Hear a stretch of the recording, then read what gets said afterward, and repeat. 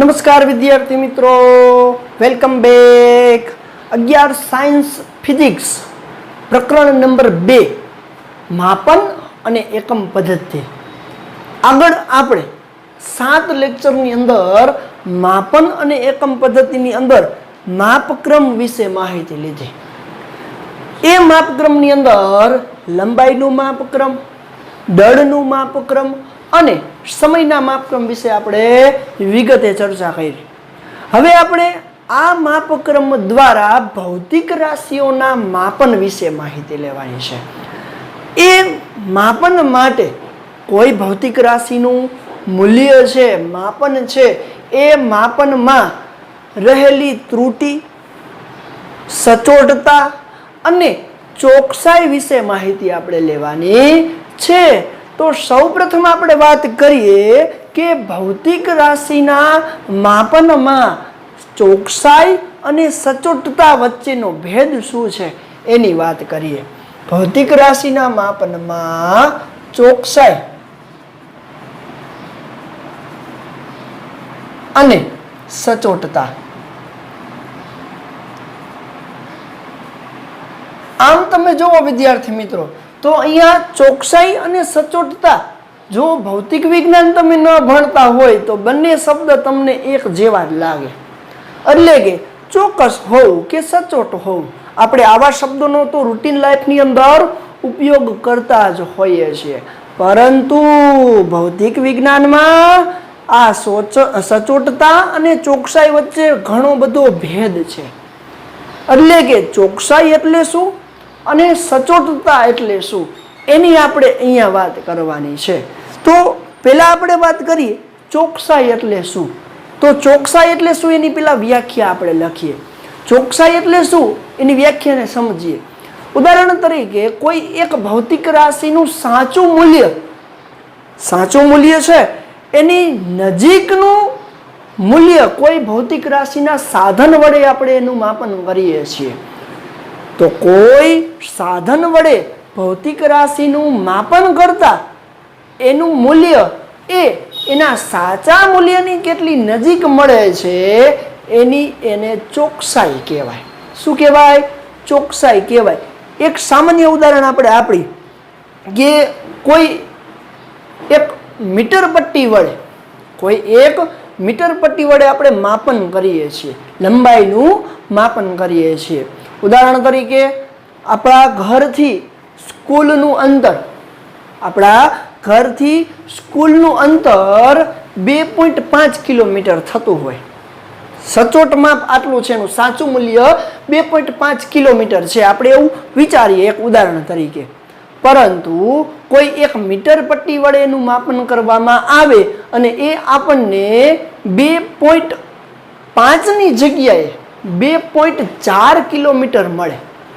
તો આ જે મૂલ્ય 2.4 કિલોમીટર છે એ 2.4 કિલોમીટર એ 2.5 ની કેટલી નજીક છે એનું શું કહેવાય? ચોકસાઈ કહેવાય.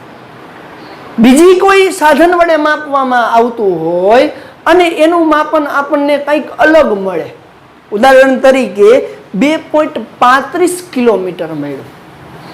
તો હવે આ જે પોઈન્ટ પછીના બે આંકડાઓ, કારણ કે ખરેખર મૂલ્ય તો 2.5 કિલોમીટર છે, તો હવે પોઈન્ટ પછી જે વધુ ચોકસાઈની જગ્યાએ સચોટતા મળી કહેવાય. તો બંને વચ્ચેનો ભેદ અત્યારે આપણે સમજવાનો છે. તો પહેલા હું વાત કરું છું ચોકસાઈની. તો ચોકસાઈ એટલે શું? તો કે કોઈ સાધન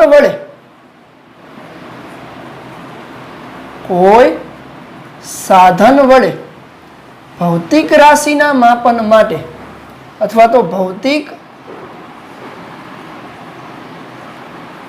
રાશિના માપનનું મૂલ્ય તે ભૌતિક રાશિના સાચા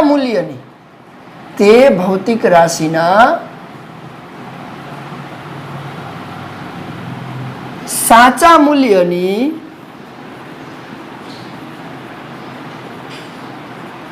કેટલું અથવા તો કેટલી નજીક છે તેને ચોકસાઈ કહેવાય. શું કહેવાય? ચોકસાઈ કહે છે. ચોકસાઈ એટલે શું? તો કે કોઈ પણ ભૌતિક રાશિનું માપન છે એના સાચા મૂલ્યની એ માપન કેટલું નજીક છે એને શું કહેવાય? ચોકસાઈ કહેવાય. સચોટતા એટલે શું એની વાત કરીએ. ઉદાહરણ તરીકે સચોટતા એટલે એ ભૌતિક રાશિનું માપનનું મૂલ્ય કેટલા વિભેદન સુધી લીધેલું છે, કઈ સીમા સુધી લીધેલું છે. વિભેદન એટલે શું એની ચર્ચા આપણે કરીએ પહેલા. તો વિભેદન એટલે તો કે કોઈ પણ ભૌતિક રાશિનું માપન કરતી વખતે એનું મૂલ્ય ક્યાં સુધી લીધેલું છે, દશાંશ ચિહ્ન પછી કેટલા આંકડા આવેલા છે, ક્યાં સુધી માપી શકાય છે આ સાધન વડે, એને વિભેદન કહેવાય. શું કહેવાય? વિભેદન. તો પેલા આપણે સચોટતા ચોકસાઈ એટલે શું તો કે કોઈ સાધન વડે ભૌતિક રાશિના માપનનું મૂલ્ય તે ભૌતિક રાશિના સાચા મૂલ્યની કેટલી નજીક છે તેને શું કહેવાય? ચોકસાઈ. સચોટતા એટલે શું આપણે વાત કરીએ? સચોટતા એટલે શું તો કે કોઈ ભૌતિક રાશિનું માપન કઈ સીમા સુધી કરેલું છે. જે સાધન વડે એનું માપન આપણે કરીએ છીએ એ સાધન વડે કરેલું આ માપન કેટલી સીમા કે વિભેદન સુધી લીધેલું છે એની સચોટતા કહેવાય. શું કહેવાય? સચોટતા. તો આ જે સચોટતા છે એની વ્યાખ્યા લખીએ. કોઈ સાધન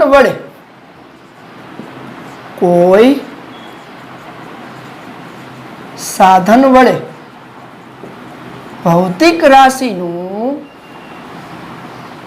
માપન કેટલા વિભેદન કે સીમા સુધી લીધેલ છે, કેટલા વિભેદન અથવા સીમા સુધી કરેલ છે તેની સચોટતા કહે છે. અહીં આપણે વિભેદન અથવા તો સીમા એટલે શું એની આપણે વાત કરીએ. તો કે વિભેદન એટલે શું તો કે ઉદાહરણ તરીકે આપણી સાદી મીટર પટ્ટી અથવા તો સાદી સ્કેલ છે એ કેવી છે તો આવી રીતે આપણે દર્શાવે છે. ઉદાહરણ તરીકે જોઈએ. ચાલો, આ આપણી સાદી સ્કેલ છે. સાદી સ્કેલનું આ 0 અંકન, પછી 1 2 3 4 અને 5 રેડી, પછી બીજા 5 1 2 3 4 અને 5 એટલે કે અહીંયા 1 સેન્ટીમીટર થાય. તો જોવો જોઈએ 0 અને 1 વચ્ચે કુલ કેટલા કાપાઓ છે? 10 કાપાઓ છે. એટલે કે 0 પછીનો પેલો કાપો, 0 પછીનો પેલો કાપાનું મૂલ્ય શોધવું હોય તો 10 આંકા આપણને આપ્યા છે 0 અને 1 સેન્ટીમીટર વચ્ચે. તો આ જે આપણી સાદી સ્કેલ છે એનું લઘુત્તમ માપ મળશે. લઘુત્તમ એટલે વિભેદન. શું કહેવાય? વિભેદન. એટલે કે કઈ સીમા સુધી માપી શકે. એટલે કે આપણી આ સાદી સ્કેલ એ જોવો જોઈએ 1 સેન્ટીમીટર વચ્ચે 10 કાપા હોય તો 1/10 કરો એટલે 1 કાપાનું મૂલ્ય તમને મળે. એટલે કે 0.1 સેન્ટીમીટર. એટલે કે આપણી સાદી સ્કેલનું વિભેદન કેટલું છે? 0.1 સેન્ટીમીટર અથવા તો 1 mm. 1 mm. તો આપણી આ સાદી સ્કેલનું વિભેદન કેટલું છે? પોઈન્ટ પછી એક આંકડો આપી શકે. શું આપી શકે? પોઈન્ટ પછી 1 ડિજિટ, દશાંશ ચિહ્ન પછી 1 ડિજિટ સુધીનું અંતર એ માપી શકે. એને વિભેદન કહેવાય. શું કહેવાય? વિભેદન. તો અહીંયા આપણે વાત કરીએ સચોટતા એટલે શું તો કે કોઈ સાધન વડે ભૌતિક રાશિનું માપન કેટલી સીમા કે વિભેદન સુધી કરેલું છે એનું સચોટતા તરીકે આપણે ઓળખીએ છીએ. તો આ બંને વ્યાખ્યાઓની અથવા તો આ બંને સચોટતા અને ચોકસાઈ પરથી આપણે એને ઉદાહરણ દ્વારા સમજીએ તો આપણને એ ખૂબ જ સરળ રીતે સમજાશે. ચાલો વિદ્યાર્થી મિત્રો, પહેલા આ બંને સચોટતા અને ચોકસાઈની વ્યાખ્યાઓ બંને લખી લ્યો અથવા સ્ક્રીનશોટ પાડી લેજો.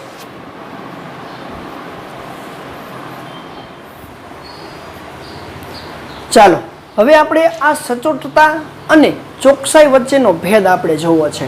તેનું એક ઉદાહરણ લઈ. ઉદાહરણ તરીકે કોઈ એક લંબાઈનું માપન આપણે લઈએ. ઉદાહરણ તરીકે કોઈ એક લંબાઈના માપનમાં કોઈ એવી આપણે વસ્તુ લઈ. ઉદાહરણ તરીકે આપણી પાસે કોઈ આ પેન છે અથવા તો આપણી પાસે આ માર્કર છે. આ માર્કરનું લંબાઈનું માપન સાચું મૂલ્ય આપણે લખીએ તો અહીંયા લખીએ કે લંબાઈનું સાચું માપન, લંબાઈનું સાચું માપન, સાચું મૂલ્ય આપણે લખીએ. ઉદાહરણ તરીકે 3.678 સેન્ટીમીટર છે. આ એનું સાચું મૂલ્ય છે. કોઈ પણ લંબાઈનું માપન આપણે લીધું છે, એ લંબાઈનું સાચું મૂલ્ય 3.678 સેન્ટીમીટર છે. આ સાચું મૂલ્ય છે. પરંતુ પહેલા આપણે આ માર્કરની લંબાઈ સાદી સ્કેલ વડે માપીએ છીએ. તો અહીંયા હું લખું છું કે લંબાઈના માપન માટે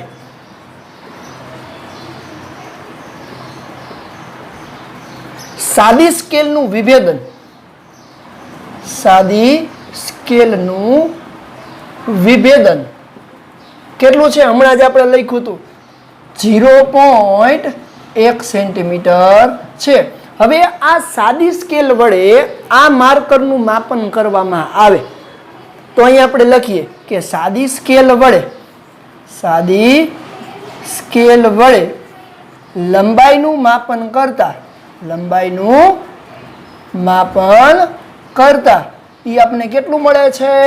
ઉદાહરણ તરીકે 3.5 સેન્ટીમીટર મળે છે.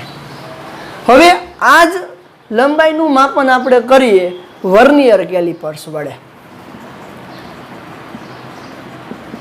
લંબાઈના માપન માટે સાદી સ્કેલની જગ્યાએ આ જ માર્કરની લંબાઈનું માપન આપણે વર્નિયર કેલિપર્સ વડે કરીએ.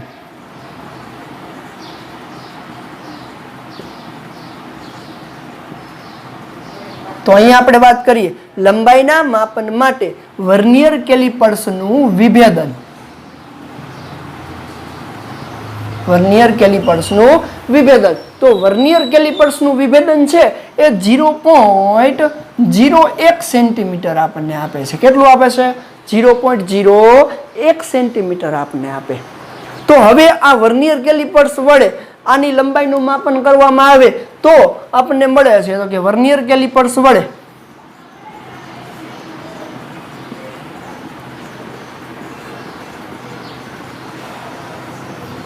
લંબાઈનું માપન કરતા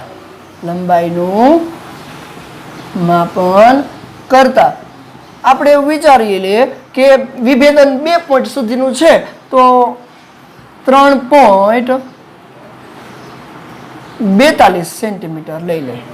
3.42 સેન્ટીમીટર જેવું મળે છે. તો જોવો જોઈએ અહીંયા આપણે સચોટતા અને ચોકસાઈ વચ્ચેનો ભેદ નક્કી કરવો છે. તો જોવો જોઈએ ચોકસાઈ એટલે શું? તો કે કોઈ ભૌતિક રાશિના માપનનું મૂલ્ય તેના સાચા મૂલ્યની કેટલી નજીક છે એની ચોકસાઈ કહેવાય. શું કહેવાય? ચોકસાઈ કહેવાય. સચોટતા એટલે શું? તો કે કોઈ ભૌતિક રાશિના માપનનું મૂલ્ય કયા વિભેદન સુધી લીધેલું છે એની સચોટતા કહેવાય. તો આ બંને માપનના મૂલ્યમાંથી વધુ સચોટ કયું છે અને વધુ ચોક્કસ કયું છે એ શોધવું હોય તો પહેલા ચોકસાઈની વ્યાખ્યા યાદ કરો. ભૌતિક રાશિના માપનનું મૂલ્ય તેના સાચા મૂલ્યની કેટલી નજીક છે. તો આ બંનેમાંથી સાચા મૂલ્યની નજીક કયું? તો કે જોવો જોઈએ સાચું મૂલ્ય શું છે? 3.678 સેન્ટીમીટર. આ આપણને મળે છે 3.5 સેન્ટીમીટર અને વર્નિયર કેલિપર્સ વડે લીધેલું માપન મળે છે 3.42 સેન્ટીમીટર. તો સૌથી સાચા મૂલ્યની નજીક કયું છે? આ છે ને. જોજો 3.678 ની નજીક આવે 3.5 સેન્ટીમીટર. તો આ વધુ શું છે? ચોક્કસ છે. સોરી, હા, વધુ ચોક્કસ છે. પરંતુ સચોટ મૂલ્ય ન કહેવાય. સચોટ મૂલ્ય જોતું હોય તો એના વિભેદનની નજીક જવું પડે. તો સચોટ એટલે શું? કેટલા વિભેદન સુધી માપેલું છે, કેટલા વિભેદન સુધી માપેલું છે. તો અહીંયા જુઓ જોઈએ, આ મૂલ્યમાં પોઈન્ટ પછી એક જ વિભેદન છે, એક જ આંકડો છે. અહીંયા દશાંશ ચિહ્ન પછી બે આંકડાઓ છે.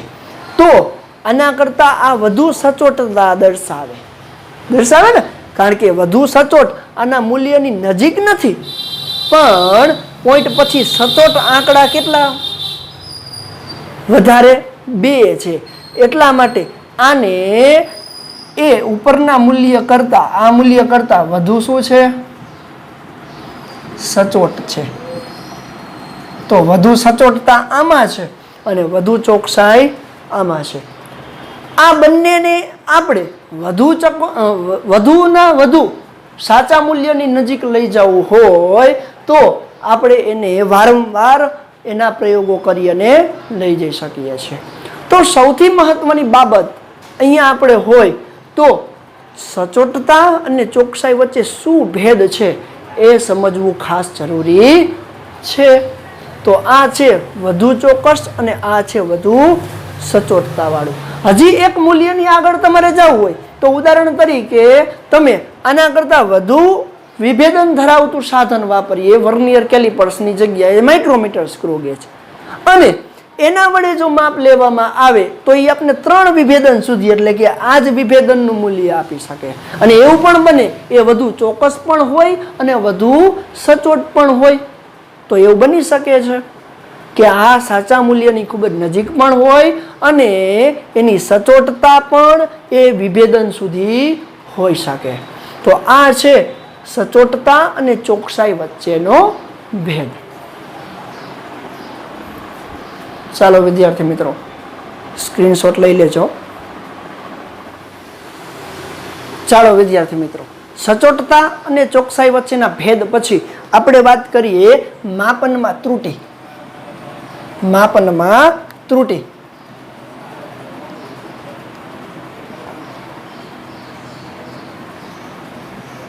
તો આપણે એવું થાય, ત્રુટિ એટલે શું? તો ભૌતિક વિજ્ઞાન અને ટેકનોલોજીમાં પ્રાયોગિક ક્ષેત્રે એ માપન એ ખૂબ જ અગત્યની વસ્તુ છે. માપનનું મૂલ્ય એ ખૂબ જ અગત્ય છે, એ ખૂબ જ અગત્યતા ધરાવે છે. પણ કોઈ સાધનના માપન વડે અથવા તો કોઈ સાધન વડે ભૌતિક રાશિનું માપન કરીએ છીએ એ દરમિયાન અમુક અચોકસાઈ રહી જાય છે. એટલે કે અમુક અચોકસાઈ અથવા તો એ સાચા મૂલ્યથી કંઈક અલગ મળે છે. એ અચોકસાઈને તે ભૌતિક રાશિના માપનની ત્રુટિ કહે છે. ત્રુટિ એટલે શું? તો કે કોઈ સાધન વડે ભૌતિક રાશિના માપનમાં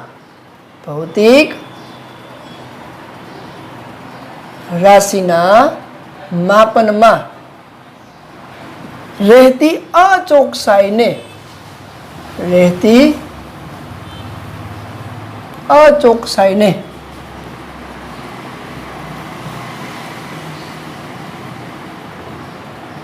તે ભૌતિક રાશિની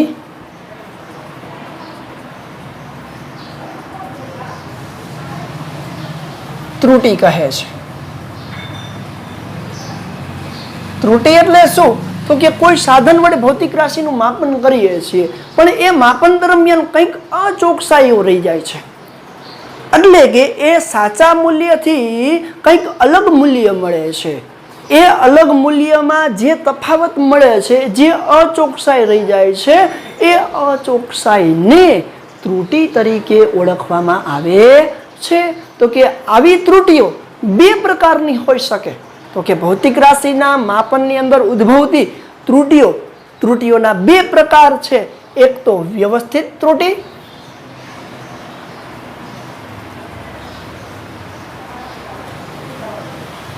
અને બીજી અવ્યવસ્થિત ત્રુટિ.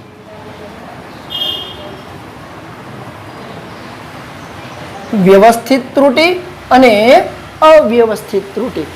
આપણે પહેલા વાત કરીએ વ્યવસ્થિત ત્રુટિની. તો વ્યવસ્થિત ત્રુટિ એટલે શું? તો કે એવા પ્રકારની ત્રુટિ કે માપન દરમિયાન માત્ર ને માત્ર એક જ દિશામાં એના માપનના મૂલ્યમાં ફેરફાર થતો હોય, એટલે કે કાં તો ધન મળતું હોય, કાં તો વધુ મળતું હોય, અથવા તો દરેક વખતે કાં તો ઓછું મળતું હોય, આવા પ્રકારની ત્રુટિને વ્યવસ્થિત ત્રુટિ કહે છે. પહેલા આપણે વાત કરીએ વ્યવસ્થિત ત્રુટિ એટલે શું? તો કે વ્યવસ્થિત ત્રુટિ એટલે શું? તો કે વ્યવસ્થિત ત્રુટિમાં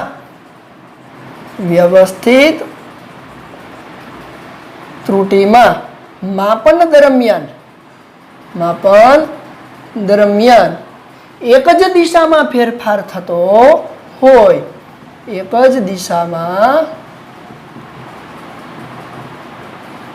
ફેરફાર થતો હોય, એટલે કે ધન અથવા ઋણ હોય, ધન અથવા ઋણ હોય, એટલે કે ત્રુટિ માત્ર ને માત્ર ધન મળતી હોય અથવા તો ઋણ મળતી હોય, બંને એક સાથે એક જ માપનમાં મળે નહીં. આવા પ્રકારની ત્રુટિને વ્યવસ્થિત ત્રુટિ તરીકે ઓળખવામાં આવે છે. હવે આ વ્યાખ્યાને સમજવી હોય તો આ વ્યવસ્થિત ત્રુટિ કઈ રીતે ઉદ્ભવે છે એના ઉપરથી આપણે મેળવી શકીએ છીએ. તો જોઈએ વ્યવસ્થિત ત્રુટિ કઈ રીતે ઉદ્ભવે. તો વ્યવસ્થિત ત્રુટિ છે એ મોટા ભાગે 3 એના પરિબળો પર આધારિત છે. એક તો સાધનના માપનમાં ત્રુટિ હોય, એટલે કે સાધનમાં ત્રુટિ હોય. બીજું પ્રયોગ પદ્ધતિમાં કંઈક ફેરફાર હોય, એટલે કે પ્રયોગ પદ્ધતિના કારણે કંઈક ફેરફાર જોવા મળતો હોય. અને ત્રીજું વ્યક્તિગત ત્રુટિ હોય. પહેલું સાધનમાં ત્રુટિ, આની અંદર પહેલું વ્યવસ્થિત ત્રુટિમાં પહેલું સાધનમાં ત્રુટિ. સાધનમાં ત્રુટિ હોય એટલે કેવી રીતે? ઉદાહરણ તરીકે કોઈ એક લંબાઈના માપન માટે સાદી સ્કેલનો ઉપયોગ કરીએ છીએ. આપણે નાના હતા ત્યારે સાદી સ્કેલનો ઉપયોગ કરતા હોય અને અમુકને સ્કેલ મોઢામાં નાખીને ચાવવાની ટેવ હોય, તો આગળનો જીરો જ ભૂસાઈ ગયો હોય કે એટલું ઘસાઈ ગયું હોય. હવે પછી એ સ્કેલથી જો માપન કરવામાં આવે તો જે માપન કરો છો એમાં ઉદાહરણ તરીકે એક કાપો જ ઘસાઈ ગયો છે તો 0.1 સેન્ટીમીટર જેટલું ઓછું જ મળવાનું છે, એટલે કે આ સાધનમાં ત્રુટિ થઈ. બીજું ઉદાહરણ લઈએ કે સ્પ્રિંગ કાંટા વડે કોઈ દ્રવ્યમાનનું દળ માપીએ છીએ, વજન માપીએ છીએ, તો એમાં વજન લટકાવ્યા પહેલા જ કંઈક વધુ વજન કે ઓછું વજન દેખાડે છે. તો દર વખતે જો વધુ વજન દેખાડતું હશે તો એના સાચા મૂલ્ય કરતાં એટલું વધારે વજન દેખાડશે.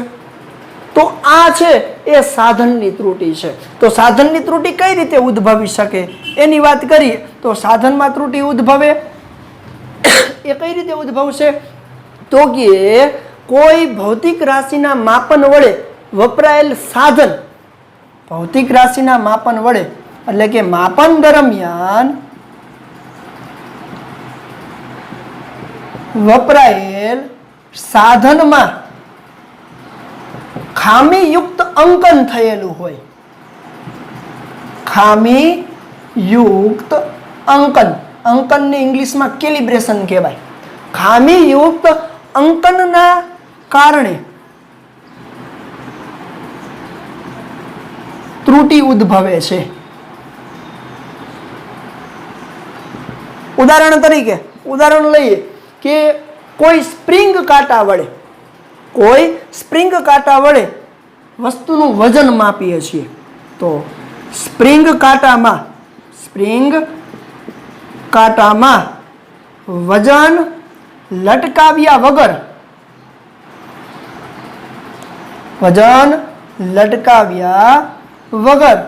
પણ કંઈક વજન વધારે દેખાડતું હોય. ઉદાહરણ તરીકે સ્પ્રિંગ કાંટો છે, આપણે અહીંયા દોરીએ. રેડી? આ સ્પ્રિંગ કાંટો છે. રેડી? આવો સ્પ્રિંગ કાંટો હોય, અહીંયા એનું અંકન કરેલું હોય. તો સ્પ્રિંગ કાંટાની અંદર અહીંયા હજી વજન નથી લટકાવ્યું, છતાં પણ અહીંયા 0ની જગ્યાએ કંઈક વધારે માપ બતાવે છે. ઉદાહરણ તરીકે 0 અહીંયા છે અને અહીંયા 0.1 kg છે. તો વજન નથી લટકાવ્યું છતાં પણ એ 0ની જગ્યાએ ક્યાં 0.1 કિલોગ્રામે બતાવે છે.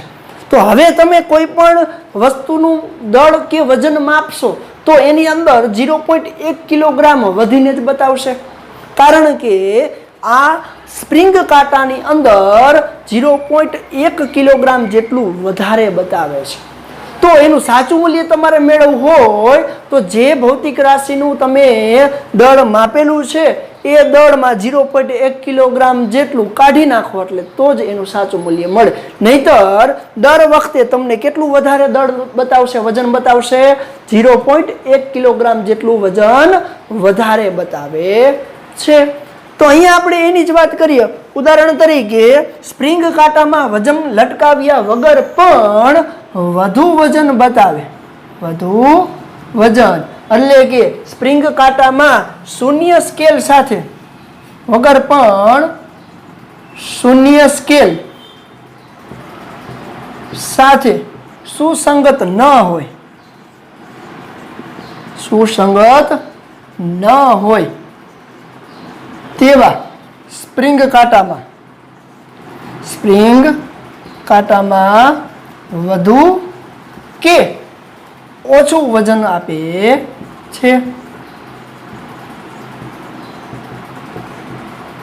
જો 0 ઉપરની સાઈડ હોય તો એટલું વજન ઓછું બતાવે, નીચેની સાઈડ હશે તો એટલું વજન વધુ બતાવશે. એટલે કે સાધનમાં રહેલી ત્રુટિ. બીજું મેં તમને ઉદાહરણ આપ્યું કે સાધનમાં ત્રુટિ કેવા પ્રકારની હોઈ શકે, તો કે સાધનમાં એવા પ્રકારની પણ ત્રુટિ હોઈ શકે ખામીયુક્ત કેલિબ્રેશન હોય. રેડી? તો એ ખામીયુક્ત કેલિબ્રેશનના કારણે પણ, અંકનના કારણે પણ એ સાચા મૂલ્યથી કંઈક અલગ મૂલ્ય મળે છે. તો આ પેલું સાધનમાં ત્રુટિ હોઈ શકે. બીજું પ્રયોગ ટેકનિકલના કારણે એટલે કે પ્રાયોગિક પદ્ધતિમાં ત્રુટિ. પ્રાયોગિક પદ્ધતિમાં ત્રુટિ. પ્રાયોગિક પદ્ધતિમાં કઈ રીતે ત્રુટિ હોઈ શકે? તો કે ઉદાહરણ તરીકે આપણા શરીરનું ટેમ્પરેચર માપવું છે. આપણા શરીરનું ટેમ્પરેચર માપવું છે તો આપણે કોઈ થર્મોમીટર વડે એનું માપન કરીએ છીએ. તો થર્મોમીટર વડે આપણા શરીરનું ટેમ્પરેચર માપીએ તો થર્મોમીટરના પોઈન્ટને આપણા જીભની અંદર રાખતા એ ટેમ્પરેચર બતાવે છે. પરંતુ આ ટેમ્પરેચર આપણા આખા શરીરનું હોતું નથી. તો આ પ્રયોગ પદ્ધતિ દરમિયાન આપણે આખા શરીરના ટેમ્પરેચરની વાત કરી શકતા નથી. ઉદાહરણ તરીકે આ થર્મોમીટરને બગલમાં રાખીને ડોક્ટર આપણું ટેમ્પરેચર માપતા હોય તો આ પ્રયોગ પદ્ધતિ ભલે આ જ છે છતાં પણ એ આપણા આખા શરીરનું તાપમાન ગણાતું નથી. તો એ એક પ્રયોગ પદ્ધતિમાં રહેલી ત્રુટિ ગણાય. તો બીજી કઈ ત્રુટિ હોઈ શકે? વ્યવસ્થિત ત્રુટિ પ્રયોગ પદ્ધતિમાં પણ ત્રુટિ હોઈ શકે. કંઈક બીજી રીતે માપન કરીએ તો એના કરતાં સારું માપન મળતું હોય એવું પણ બને.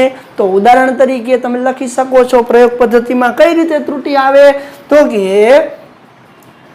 માપન દરમિયાન સાધનમાં જો ખામી હોય તો એને આપણે સાધનની ત્રુટિ કીધી, પણ સાધનમાં ખામી નથી પણ પ્રયોગની પદ્ધતિમાં કંઈક ફેરફાર જોવા મળે છે તો એને આપણે પ્રાયોગિક પદ્ધતિમાં ત્રુટિ તરીકે લઈએ છીએ.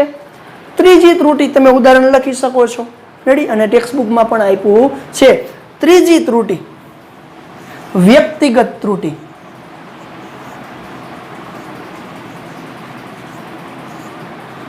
વ્યક્તિગત ત્રુટિ એટલે શું? ઉદાહરણ તરીકે કોઈ ભૌતિક રાશિનું માપન આપણે કરીએ છીએ. એ ભૌતિક રાશિના માપનમાં મેં માપન કર્યું એ દરમિયાન મને કંઈક અલગ મળે, પછી કોઈ બીજા વિદ્યાર્થીએ કર્યું તો એને કંઈક અલગ મળે છે, ત્રીજા વિદ્યાર્થીએ કર્યું એને કંઈક અલગ મળે છે. એટલે કે ત્રણ વ્યક્તિઓએ લીધેલા માપનમાં કંઈક ને કંઈક રીતે ખામી રહી જતી હોય, કંઈક ને કંઈક રીતે ત્રુટિ ઉદ્ભવે છે. એને શું કહેવાય? વ્યક્તિગત ત્રુટિ તરીકે ઓળખવામાં આવે છે. ઉદાહરણ આપણે આપીએ. ઉદાહરણ તરીકે કોઈ એક વાહકના બે છેડા વચ્ચે વિદ્યુત સ્થિતિમાન માપવું છે. તો વિદ્યુત સ્થિતિમાન માપવા માટે શેની જરૂર પડે? વોલ્ટ મીટરની. આ તો કે 10મા ધોરણમાં પણ આવી ગયું છે. રેડી? તો કોઈ અવરોધના બે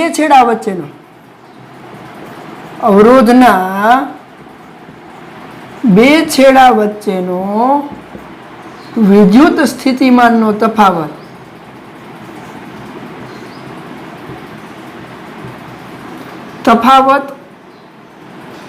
માપવા માટે શેની જરૂર પડે? વોલ્ટ મીટરની જરૂર પડે. શેની? Volt meter. તો આ વોલ્ટ મીટર નું અવલોકન જો તમે એક્ઝેક્ટ સામેથી કરો, ઉદાહરણ તરીકે વોલ્ટ મીટર, આપણે સાદું વોલ્ટ મીટર અહીંયા દોરીએ. ચાલો, રેડી? વોલ્ટ મીટરમાં અહીંયા 0 1 2 3 4 5 1 2 3 4 5 એટલે કે 10 1 2 3 4 5 15 વોલ્ટ 1 2 3 4 5 20 વોલ્ટ. રેડી? તો 0 થી 20 વોલ્ટેજ સુધીનું અંકન થયેલું છે. પણ હવે પ્રયોગ દરમિયાન તમે જો એક્ઝેક્ટ સામેથી જોશો, એની એક્ઝેક્ટ સામેથી એનું અવલોકન કરશો, તો જ એનું સાચું મૂલ્ય તમને દેખાશે. ઉદાહરણ તરીકે અત્યારે અહીંયા આજે કેલિબ્રેશનમાં 10 વોલ્ટેજ છે. જો હું એને એક્ઝેક્ટ સામેથી જોઉં તો મને એ કેટલું દેખાશે? 10 વોલ્ટેજ. પણ વ્યક્તિગત ત્રુટિની અંદર કોઈ વિદ્યાર્થી આ બાજુ સાઈડમાં ઊભેલો હશે તો એની દ્રષ્ટિ સ્થાન ભેદ કોણના કારણે એને અહીંયા પણ દેખાઈ શકે. એટલે કે 8 વોલ્ટેજ, અહીંયા 8 વોલ્ટેજ છે. રેડી? હવે આ બાજુ ઊભેલો વિદ્યાર્થી જ્યારે એ જ વોલ્ટ મીટરનું અવલોકન કરશે ત્યારે એને અહીંયા દેખાશે જે 12 વોલ્ટેજ છે. એટલે કે જ્યારે આવા સાધનોનું અવલોકન કરીએ છીએ ત્યારે દ્રષ્ટિ સ્થાન ભેદના કારણે વ્યક્તિગત ત્રુટિ ઉદ્ભવી શકે છે. જો આવા સાધનોનું પ્રાયોગિક અવલોકન કરતા હોય ત્યારે એની એક્ઝેક્ટ સામેથી જ અવલોકન કરવું પડે, નહીતર વ્યક્તિગત ત્રુટિ ઉદ્ભવે છે. તો વ્યક્તિગત ત્રુટિ, તો વ્યવસ્થિત ત્રુટિની અંદર કયા પ્રકારે ત્રુટિ ઉદ્ભવી શકે? સાધનમાં ત્રુટિ હોઈ શકે, પ્રાયોગિક પદ્ધતિમાં ત્રુટિ હોઈ શકે અને વ્યક્તિગત ત્રુટિ મળે છે. અમુક વિદ્યાર્થીઓ મજાક મસ્તી કરતા પ્રયોગો કરતા હોય તો પણ અલગ પ્રયોગ મળે છે, એનું મૂલ્ય અલગ મળે છે. અમુક વિદ્યાર્થીઓ સિરિયસનેસથી ખૂબ જ વ્યવસ્થિત રીતે પ્રયોગનું અવલોકન કરતા હોય તો એને દ્રષ્ટિ સ્થાન ભેદ કે બીજા કોઈ પણ વ્યક્તિગત ત્રુટિનો અભાવ વગર એ સાચા મૂલ્યની ખૂબ જ નજીક મળી શકે છે. તો આ વ્યક્તિગત ત્રુટિની અંદર 3 પ્રકાર, વ્યવસ્થિત ત્રુટિના 3 પ્રકાર, સાધનમાં ત્રુટિ, પ્રાયોગિક પદ્ધતિમાં ત્રુટિ અને વ્યક્તિગત ત્રુટિ.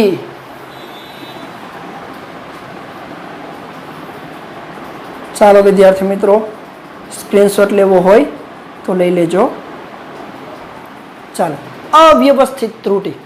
અવ્યવસ્થિત ત્રુટિ એટલે શું? બીજો પ્રકાર. ત્રુટિઓનો પહેલો પ્રકાર આપણે જોયો વ્યવસ્થિત ત્રુટિ. હવે આપણે વાત કરીએ અવ્યવસ્થિત ત્રુટિ. અવ્યવસ્થિત ત્રુટિ એટલે શું? તો કે કોઈ પણ ભૌતિક રાશિના માપનમાં અનિયમિત રીતે ફેરફાર થતો હોય. અવ્યવસ્થિત ત્રુટિ એટલે શું? તો કે કોઈ ભૌતિક રાશિના માપનમાં અનિયમિત ફેરફાર થતો હોય તેને શું કહેવાય? અવ્યવસ્થિત ત્રુટિ. કોઈ ભૌતિક રાશિના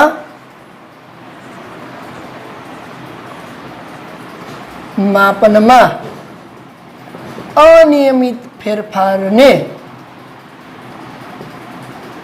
અનિયમિત રીતે થતા ફેરફારને શું કહે છે? અવ્યવસ્થિત ત્રુટિ કહે છે.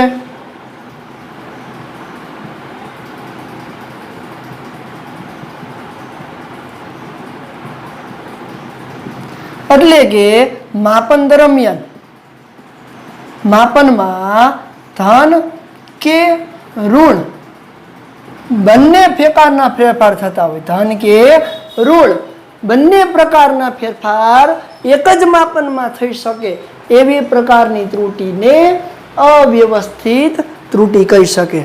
રેડી? ધન કે ઋણ નાના અથવા મોટા, ધન અને ઋણ બંને તથા તેના મૂલ્યમાં નાનો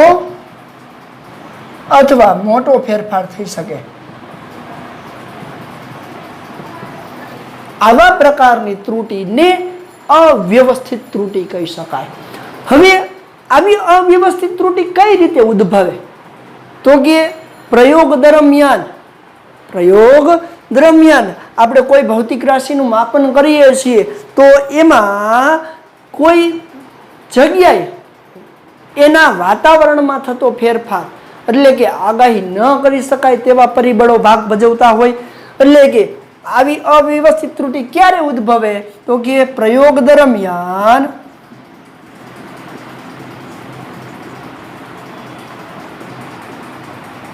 આગાહી ન કરી શકાય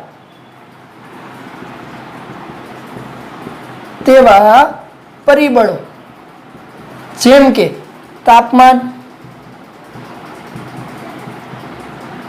દબાણ,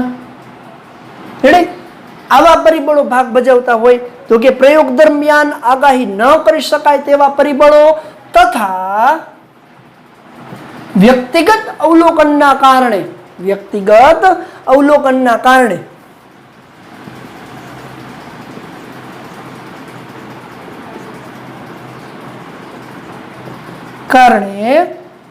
અવ્યવસ્થિત ત્રુટી ઉદ્ભવી શકે છે.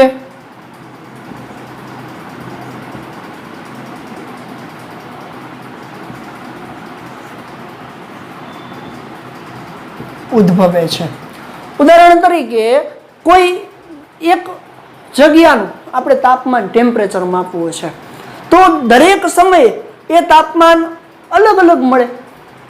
ઉદાહરણ તરીકે વાતાવરણનું ટેમ્પરેચર માપવું છે, તાપમાન માપવું છે તો સવારનું ટેમ્પરેચર અલગ હોય, સમય જતાં બપોર પડે તો એનું ટેમ્પરેચર અલગ હોય, સાંજનું કે રાતનું એ ટેમ્પરેચર અલગ અલગ હોઈ શકે. તો રસાયણ વિજ્ઞાનની અંદર પ્રયોગ દરમિયાન આ પરિબળો ખૂબ જ અગત્યના રહે. કારણ કે અમુક વખતે તમે જે પ્રયોગો કરો છો એ પ્રયોગને તાપમાનની જરૂર હોઈ શકે, ઠંડકની જરૂર હોઈ શકે, વાતાવરણમાં થતા ફેરફારના પરિબળો એમાં ભાગ ભજવતા હોય તો એ અચાનક, એટલે કે આગાહી ન કરી શકાય એવા પરિબળો એના ત્રુટીમાં ભાગ ભજવે. સામાન્ય ઉદાહરણ લઈએ કે કોઈ ભૌતિક રાશિના માપનમાં આપણે ખૂબ જ ઊંચા ટેમ્પરેચરની જરૂર છે, પરંતુ એવા સમયે સૂર્યપ્રકાશની જરૂર છે, એવા સમયે વાદળછાયું વાતાવરણ હોય તો એ માપનની અંદર ચોકસાઈ મળે નહીં, એટલે કે અચોકસાઈ રહી જાય છે. આવા પ્રકારની ત્રુટીને અવ્યવસ્થિત ત્રુટી તરીકે ઓળખીએ છીએ. આવા અવ્યવસ્થિત ત્રુટીમાં વ્યક્તિગત ભાગ પણ છે, એટલે કે વ્યક્તિગત અવલોકનના કારણે પણ અવ્યવસ્થિત ત્રુટી ઉદ્ભવે. ઉદાહરણ તરીકે એકને એક વ્યક્તિ કોઈ ભૌતિક રાશિનું માપન ઘણી બધી વખતે કરે છે તો એના સાચા મૂલ્યથી ક્યારેક ઓછું મળે છે, ક્યારેક વધારે મળે છે, ક્યારેક ઓછું મળે છે. આવા ઘણા બધા અવલોકનો પૈકી એને આવા પ્રકારની ત્રુટી અનુભવાય છે. તો આવા પ્રકારની ત્રુટી એ વ્યક્તિગત ત્રુટી પણ હોઈ શકે છે, જેને આપણે અવ્યવસ્થિત ત્રુટી તરીકે ઓળખીએ છીએ. તો વ્યવસ્થિત ત્રુટીના 3 પ્રકાર ઉદ્ભવે: સાધનમાં ત્રુટી, પ્રાયોગિક ટેકનિકલ ક્ષેત્રે ત્રુટી અને વ્યક્તિગત ત્રુટી.